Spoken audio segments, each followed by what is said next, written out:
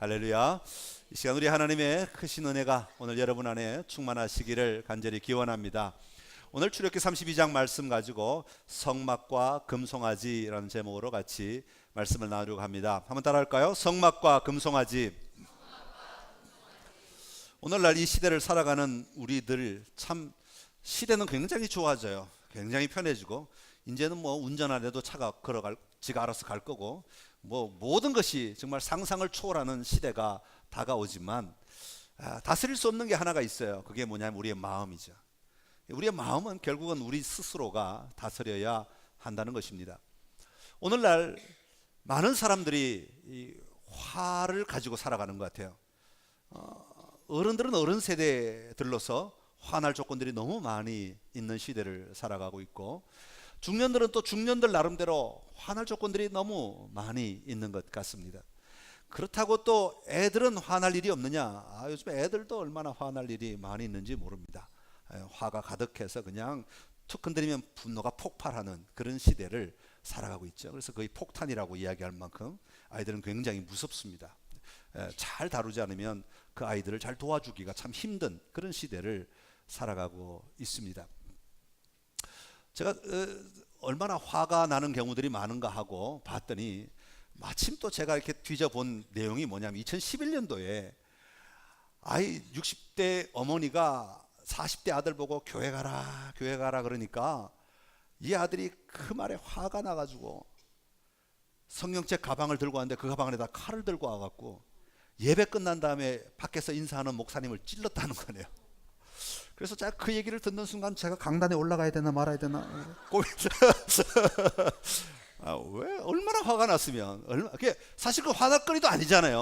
뭐 안 가면 40대면 안 가도 되잖아요. 자기가 가기 싫으면 자기 스스로 결정하면 되는데도 불구하고 자기가 결정을 해놓고도 그 화를 견디지 못해서 이게 뭐 참 복잡한 거죠. 화를 견디지 못해서 담임 목사를 찔렀다는 거예요. 예.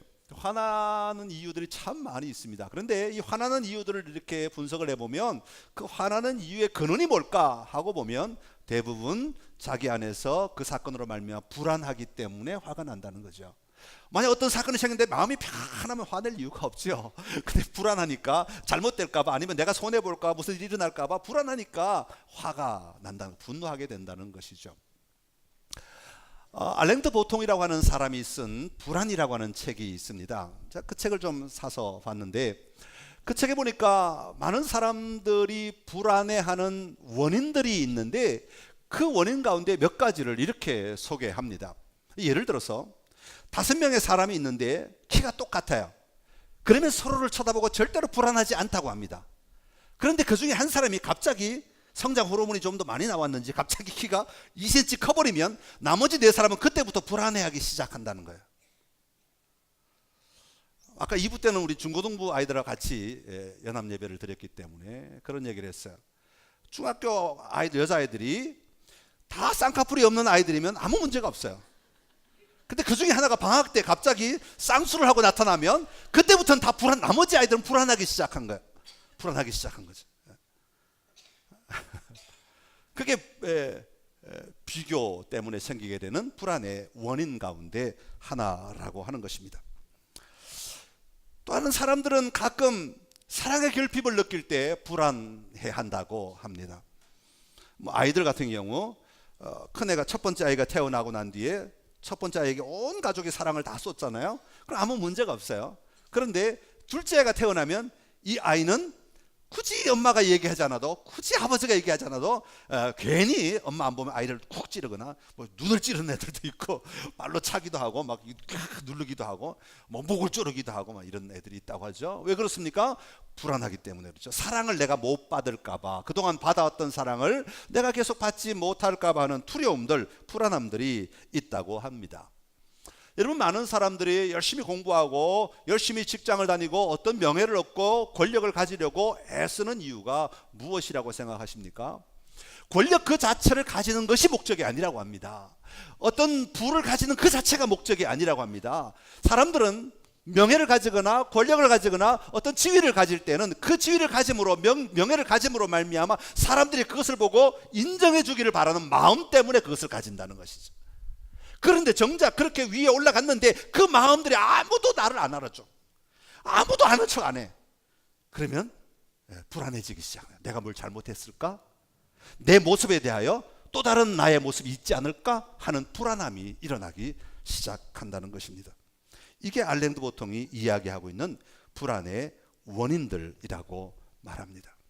자, 이런 불안은 우리의 일상적인 삶에서만 일어나는 것이 아니라 영적인 삶에도 불안함이 일어난다고 합니다. 그것을 가리켜서 영적 불안이라고 말합니다. 많은 사람들이 신앙생활을 하지만 이 신앙의 만족을 누리라고 말하지만 그러나 정작 시간이 지나면 지날수록 자기 신앙 자체에 대해서 불안함을 느낀다는 것이죠. 뭔가 더 필요한데, 뭔가 좀 내가 잘못하고 있나? 뭔가 좀 모자라는 거 아닐까?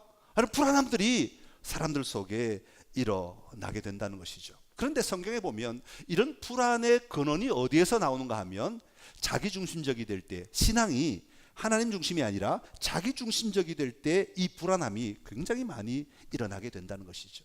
나를 위하여 뭔가 세워져야 되는데, 나를 위하여 뭔가 나에게 뭔가 임해야 되는데, 나에게 뭔가 대답이 있어야 되는데, 내가 뭔가를 가져야 되는데, 내가 먼 자리에 올라가야 되는데, 이런 생각들이 우리 안에 자리하게 되면 우리는 영적으로 굉장히 불안함을 느끼게 된다는 것이죠. 그래서 그 해답으로 찾게 되는 것이 뭐냐면 바로 보이지 않는 것을 보이게 만드는 우상을 만들게 된다는 것입니다. 오늘 본문이 그 얘기를 우리에게 해주고 있는데, 오늘 본문의 배경은 우리가 잘 아는 대로 이스라엘 백성들이 애굽에 있다가 모세의 인도로 말미암아 광야로 나오게 되었습니다. 그리고 2.5개월 약 3개월의 과정을 거쳐서 여러 가지 우여곡절을 거치면서 지금 시내 광야에 모여있는 장면입니다. 20장 이후는 전부 다 19장부터는 40장까지 다 시내 광야에서 일어났던 일들을 우리에게 기록하고 있는 것이죠. 시내 광야에 지금 있습니다. 거기다가 자기들을 이끌어왔던 자기들의 리더, 눈에 보이는 하나님의 말씀을 대언했던 사람 누구입니까? 모세가 시내산에 올라갔어요. 시내산에 올라가서 하나님을 만나고 있는 중입니다. 그러니까 이 이스라엘 백성들은 하나님을 만나러 간 모세가 더 이상 보이지 않자 하루가 지나도 이틀이 지나도 사흘이 지나도 내려오지 않자 점점점 조바심이 나기 시작합니다. 두려움이 일어나기 시작합니다. 왜냐하면 지금 그들은 시내 광야, 전 광야의 가장 중앙에 자리하고 있기 때문에 앞으로 그들이 가나안을 가기까지 이 광야를 계속해서 헤치며 지나가야 하는데, 그들이 가야 할 길이 아직도 많이 남아 있는데 이 광야 길을 어떻게 걸어갈 수 있느냐? 모세 없이 우리가 어떻게 걸어갈 수 있느냐 하는 두려움들이 그들 안에 일어나게 된 것입니다. 그러면서 그들 안에 온갖 생각들이 일어나게 되는 것이죠. 우리가 차라리 애굽에 있었더라면 고기 가마 곁에 있었을 텐데, 우리가 차라리 애굽에 있었더라면 그래도 내 무덤 하나 건질 수 있었을 텐데, 우리가 애굽에 있었더라면 그래도 내 몸 하나 쉴 곳이 있었을 텐데, 광야에서 지금 우리가 어떻게 될 것인가 하는 두려움들이 몰려오기 시작한 것입니다. 그래서 그들이 이야기한 것이 바로 1절, 그 불안함을 극치로 드러낸 것이 바로 1절의 말씀입니다. 오늘 1절 말씀, 그런 의미에서 각도에서 우리 다시 한 번 더 읽어보겠습니다. 시작. 백성이 모세가 산에서 내려옴이 더딤을 보고 모여 백성이 아론에게 이르러 말하되, 일어나라, 우리를 위하여 우리를 인도할 신을 만들라. 이 모세 곧 우리를 애굽 땅에서 인도하여 낸 사람은 어찌 되었는지 알지 못함이니라. 아멘. 여기서 재밌는 건 이 모세, 이거는 모세를 아주 깔보는 단어입니다. 그냥 그 모세께서 이렇게 아니라 그 모세 말이야. 그 모세는 지금까지 우리를 인도했는데 없어졌어. 보이지도 않아. 나타나지도 않아. 콧배기도 안 보여. 그 따위 모세, 이런 식의 투로 얘기하는 겁니다. 그래서 이 모세 곧 우리를 애굽 땅에서 인도해 낸 사람은 어찌 되었는지 알지 못하니라. 여기에 분명히 하나의 오류가 보이죠. 지금 그들을 인도해 낸 사람은 누구십니까? 여호와 하나님이십니다. 그러나 그들은 누구를 보고 있었습니까? 모세를 보고 있었던 것이죠. 여기서부터 문제가 시작되는 것이죠. 자, 그래서 아론에게 요구합니다. 일어나서 우리를 인도할 신을 만들어 달라 요구하는 것이죠. 그들의 불안이, 그들의 두려움이 눈에 보이는 뭔가로 만들어 달라. 그동안은 모세라도 봤으니까 괜찮았는데 이제는 모세마저 보이지 않으니까 빨리 뭔가를 만들어 달라고 요청하고 있는 것입니다. 자, 그래서 모세의 형 아론에게 요청한 것이죠. 아론이 이야기합니다. 너희 부녀들이 다 차고 있는 금 귀걸이 다 가져와라. 금 덩어리를 다 가져와라. 여러분, 그 당시 고대 건동에서의 귀걸이는 지금처럼 그냥 미를 위한, 아름다움을 위한 그냥 장신구로만 쓰여진 것이 아니라 장신구이면서도 동시에 여기에는 뭐가 있었냐면 우상들의 그림들이 있었어요. 그러니까 이게 개인 우상 부적과 같은 역할을 하고 있는 것이죠. 또 이것들은 다 어디서 가져온 겁니까? 이들은 노예였잖아요. 그러니까 자기들이 금덩어리를 모았을 리는 없고, 나올 때 애굽 사람에게 달라고 그러면 다 주었으니까 그때 가지고 나온 것들이겠죠. 그러니까 애굽 사람들이 가지고 있던 우상들, 이런 것들을 다 차고 있었던 것이죠. 그것을 모아서 금덩어리를 녹여가지고 만든 게 뭐예요? 금송아지란 말이죠. 그러니까 우상들을 다 모아가지고 또 뭘 만들었어요? 예, 우상을 만들었어요. 그러니까 애굽의 우상들을 다 모아가지고 하나님의 우상을 만들어버린 결과가 나온 것이죠. 굉장히 아이러니한 이야기입니다. 뒤에 보면 아론이 변명할 때 내가 금덩어리를 다 모아서 불에 탁 던졌더니 송아지가 펑 나왔습니다, 이렇게 얘기하는데, 사실 오늘 본문에 나온 이야기들을 가만히 보면 아론의 머릿속에는 자기가 보아왔던 송아지에 대한 그림이 분명히 있었어요. 우상에 대한 설계도가 분명히 있었어요. 그래가지고 금을 녹여가지고 덩어리를 만들어 놓고 그것을 정교하게 깎는 겁니다. 깎아서 나온 게 금송아지였다는 것이죠.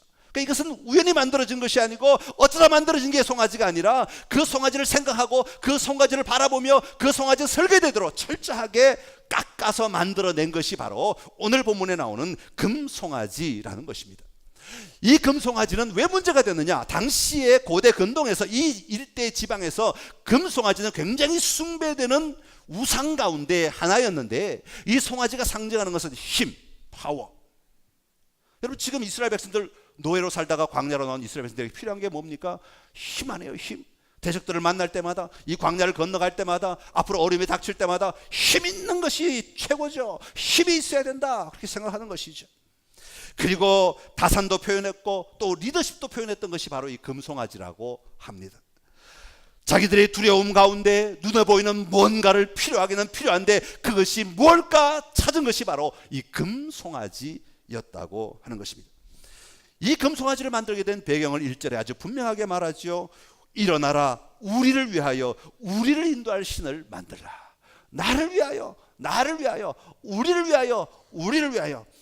자기들이 중심이 되기 시작할 때 그들은 우상을 만들 수밖에 없었다고 하는 것입니다. 여러분, 이 이야기는요, 하나님 말고 다른 우상을 만들어서 섬기는 것을 말하지 않습니다. 지금 이 이야기는 뭐냐면 여호와 하나님을 우상화, 형상화 시킨 것이 금송아지라는 얘기입니다. 그러니까 금송아지가 상징하는 것이 뭡니까? 여호와 하나님이란 말이에요. 지금 다른 신이 아니에요. 바알이나 뭐 이런 신이 아니라 여호와 하나님을 형상화 시켜 놓은 것이 금송아지라는, 그 눈에 보이는 하나님으로 만들어 달라는 그 얘기니까 그 결과로 나온 게 금송아지라는 말이죠. 그러니까 지금 이 이야기는 여호와 하나님을 다른 것으로 대체해 놓은 것이 아니라 하나님의 형상을 만들어 버렸다 하는 것이죠. 우리 십계명에서도 하나님은 그렇게 하지 말라고 말씀하신 내용들이기도 하죠. 여러분, 이렇게 여호와 하나님을 금송아지로 표현해 버릴 때, 만들어 버릴 때 일어나는 문제는 무엇입니까? 여러분, 우리 하나님은 전능하신 하나님이십니다. 천지 만물을 만드신 하나님이십니다. 온 우주 만물을 다스리시는 하나님이십니다. 어떻게 사람이, 피조물인 사람이 그 하나님의 모든 것을 알 수 있습니까? 우리 찬송에도 그게 나오죠. 하늘, 바다의 먹물, 온 하늘 다 써도 채울 수 없다. 하나님은 우리가 다 알 수 없어요. 우리가 하나님을 다 누릴 수 없어요. 그만큼 광대하시고 위대하신 분이 여호와 하나님이십니다. 그런데 그 하나님을 송아지 형상으로 만들어 버린다는 것은 그 하나님의 모든 이미지와 그 하나님의 모든 것들을 이 송아지 안에 집어넣어 버린다는 겁니다. 집어넣어 버린다는 얘기는 이 하나님을 송아지로 제한시켜 버린다는 의미를 가지고 있습니다. 자, 제가 마이크가 있는데 이것이 여호와 하나님이라고 말하면 여러분은 이 마이크를 볼 때마다 여호와 하나님, 여호와 하나님 그렇게 말은 할 수 있겠지만 하나님에 대한 인식이 어떻게 바뀌겠습니까? 마이크에 제한된, 이 마이크 밖의 것은 하나님이라고 보지 않고 이 마이크에 하나님은 이렇게 생겼고 이런 기능을 하시고 이런 능력이 있고 이런 일을 하고 이런 거 한다, 그거밖에 못 본단 말이죠. 하나님을 제한하게 된다는 것이죠. 여러분, 우리 하나님은 송아지가 아무리 위대하고 송아지가 아무리 힘이 세고 송아지가 아무리 리더십이 강하고 송아지가 아무리 원대해 보여도 그 안에 갇혀 있으실 하나님이 결코 아니시란 말입니다. 그런데도 불구하고 이스라엘 백성들은 그 하나님을 지금 송아지라고 하는 것에 제한시켜 버리고 있는 것입니다. 여호와 하나님을 형상으로 표현하기 시작하면 결국 사람들은 그 형상 앞에 절하게 되고 그 형상이 상징하는 진짜 여호와 하나님은 잊어버리고 그 형상만 보게 되는 우상 숭배로 빠지게 되는 결과를 가져오게 되는 것이죠. 오늘 이런 사람들을 가리켜서 하나님은 뭐라고 말씀하시는 거니까 목이 뻣뻣한 사람들이다. 하나님의 자녀들은 목이 뻣뻣하면 안 돼요. 나만 바라봐, 나만 위해서, 나의 유익을 위하여, 다 틀렸어, 나만 오라, 이런 것들은 하나님이 별로 기뻐하지 않으신다. 하나님 앞에 엎드릴 수 있는 자, 하나님 앞에 하나님의 위대하심을 내가 경험할 수 있는 자, 그 하나님 앞에 내가 순종할 수 있는 자, 그런 사람들을 하나님은 찾으신다는 것이죠. 사랑하는 성도 여러분, 오늘 우리의 삶에서는 금송아지가 없습니까? 오늘 우리의 삶의 현장에서도 사실은 금송아지들을 많이 만들고 살아갑니다. 내가 교회 다니지 몇 년인데 하나님이 왜 나에게는 아무것도 안 보여주십니까? 왜 우리 가정은 이렇게 맨날 어렵게 만들어 놓으십니까? 왜 우리 가정의 기도 제목은 하나도 안 들어주십니까? 왜 우리 삶의 자리에 이렇게 문제들은 끊임없이 일어납니까? 하나님 혹시 안 계신 거 아니에요? 하나님 우리 딜 하나 할까요? 만약 하나님이 우리 가정에다가 얼마를 벌게 해주면 내가 그때는 하나님이 계신 줄 알고 하나님을 자랑하며 살겠습니다. 그럼 그게 바로 금송아지가 되는 거예요. 학생들이 공부하면서 어느 대학에 갔으면 좋겠는데, 어느 대학에 갔으면 좋겠는데, 그러면서 하나님 내 대학에 여기만 들어가게 해주시면 내가 하나님이 계시는 것을 알겠습니다, 하나님을 자랑하겠습니다 라고 말한다면 그 대학이라고 하는 것이 바로 이 학생에게는 금송아지가 되고 마는 것이죠. 하나님은 우리의 생각보다 크신 하나님이시라고 말씀하십니다. 하나님은 우리의 삶의 자리보다 훨씬 더 놀라운 것을 이루시는 하나님이십니다. 하나님 나라의 주인은 하나님이십니다. 우리가 아니란 말이죠. 근데 우리는 하나님을 향하여 끊임없이 우리가 주인공이 되고 하나님은 우리를 돕는 조력자로 만들어버릴 때가 얼마나 많이 있느냐. 다시 말하면 하나님을 금송아지로 가둬놓고 하나님을 이용하려고 하는 마음들이 우리 안에 얼마나 많이 있느냐 하는 것입니다. 알라딘 요술 램프의 지니, 하나님이 그런 하나님은 아니시죠. 우리나라 말로 하면 금 나와라 뚝딱, 은 나와라 뚝딱, 도깨비 방망이가 우리 하나님이 아니시라는 것이죠. 하나님은 우리의 진정한 창조주이십니다. 그래서 하나님을 내 한계 안으로 끌어내리는 것이 우리의 신앙이 아니라 내가 하나님의 그 영역 안으로 올라가는 것이 우리의 신앙이라는 것이죠. 오늘 성경은 바로 그것을 이야기하고 있습니다. 오늘 25장에 보면 모세가 하나님을 만나러 올라가죠. 그랬더니 하나님의 영광이 임하였다. 그 산 위에 나옵니다. 그렇게 등장합니다. 오늘 본문 앞뒤로 나오는 이야기가 뭐냐면 성막에 관한 이야기입니다. 앞에는 성막을 만들라고 설계도를 알려주시는 이야기가 나오고, 이 이야기 뒤에 35장부터는 성막을 만드는 이야기가 나옵니다. 실제로. 그리고 39장까지 만들고 40장에서는 성막 봉헌식을 하는 장면이 나옵니다. 여기 보면 성막을 다 지을 때, 하나님 앞에 예배할 때, 그때 하나님의 영광이 거기에 성막 위에 임하였다. 40장 38절에 보면 그렇게 말합니다. 40장 38절 제가 한번 읽어 드리겠습니다. 마지막 절인데, 낮에는 여호와의 구름이 성막 위에 있고 밤에는 불이 그 구름 가운데 있음을 이스라엘의 온 족속이 그 모든 행진하는 길에서 그들의 눈으로 보았더라. 할렐루야. 이 은혜가 오늘 여러분들에게 있기를 간절히 소망합니다. 여러분들의 눈이 하나님의 운행하심을 바라보며 순종하는 은혜가 있기를 간절히 소망합니다. 여러분, 성막이 우상입니까? 아닙니다. 성막이 상징하는 것은 하나님의 임재를 의미하는 것입니다. 하나님의 집이다. 여기가 하나님이 여기에 오실 것이다. 그러니 너희가 이 집을 중심으로 해서 함께 움직이는 자가 되어야 된다. 그래서 이스라엘 공동체는 성막 중심의 공동체가 되는 것이죠. 성막을 가운데 두고 동서남북에 네 진으로 나누어서 이동할 때도 같이 이동하고 멈추어도 같이 멈추고 밥을 먹어도 거기서 먹고 이렇게 다 하는 겁니다. 성막이 중심이죠. 이 말은 무슨 얘기입니까? 그 텐트가 중요한 것이 아니라 하나님이 지금 여기에 임재하셨다라는 것을 분명히 보고 하나님이 우리를 인도하신다, 하나님이 우리를 이끌어 가신다라는 것을 인식하며 살도록 하게 하는 것이죠. 모세가 이끄는 것이 아니고 금송아지가 이끄는 것이 아니고 여호와 하나님이 친히 우리를 이끌어 가시고 우리를 인도하신다 하는 것을 분명히 보여주고 있는 것입니다. 사랑하는 성도 여러분, 오늘 여러분의 삶의 방향성은 어디입니까? 오늘 여러분이 끌고 가는 것은 무엇입니까? 오늘 여러분의 생각을 끌고 가는 것은 무엇입니까? 오늘 여러분의 결정을 끌고 가는 것은 무엇입니까? 오늘 여러분의 삶의 자리에 불안함이나 두려움은 어디서부터 나오는 것입니까? 다시 한번 여호와 하나님을 바라보는 은혜가 저와 여러분에게 있기를 간절히 소망합니다. 하나님은 끊임없이 내가 너와 함께하고 있다, 나를 바라보라, 그리고 내가 인도하는 대로 너희를 따라오라 말씀하십니다. 그래서 구름기둥과 불기둥으로 그들을 인도하신 것이죠. 아까 알랭드 보통이 이야기한 이야기를 다시 좀 돌아가겠습니다. 5명의 키가 똑같은 사람들이 있을 때 그들은 불안하지 않았다고 말씀을 드렸습니다. 한 명의 키가 2cm 컸었을 때 다른 4명이 불안하기 시작했다고 말하고 있습니다. 옆으로만 눈을 돌리면 우리는 불안할 수밖에 없는 조건들이 너무나 많이 있습니다. 모든 것이 다 불안할 조건입니다. 그러나 여러분, 만약에 비행기를 타고 하늘 위에서 그 5명의 키를 한번 쳐다보십시오. 키 차이가 보이겠습니까? 만약에 우주선을 타고 우주 위에서 이 지구를 내려보면서 그 5명을 보려고 한번 생각해 보십시오. 심지어는 보이지도 않을 것입니다. 점 하나로도 보이지 않을 것입니다. 점 하나로도 보이지 않는데 그 키가 뭐가 그렇게 중요하고 그 키가 무슨 영향을 그렇게 미치겠느냐 말입니다.